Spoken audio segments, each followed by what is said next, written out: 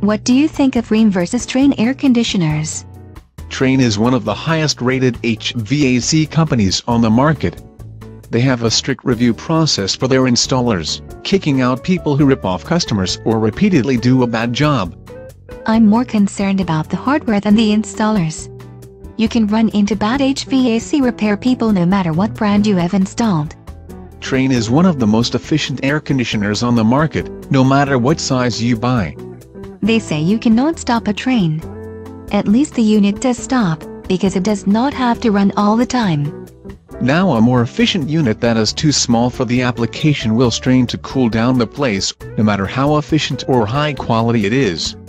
If they cannot decide between a 2-ton or 3-ton unit for your house, get the bigger one.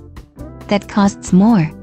A smaller AC will run forever to cool down your home, driving up the electric bill because its operating costs are most strongly correlated to its run time. Over the life of the unit, the higher cooling bills will matter more than the few $100s for the bigger unit.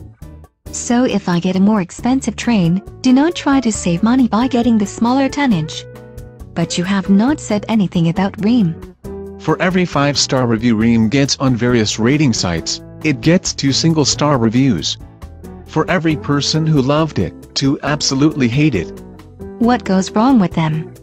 Condensers, compressors, coils and everything else the warranty does not seem to cover.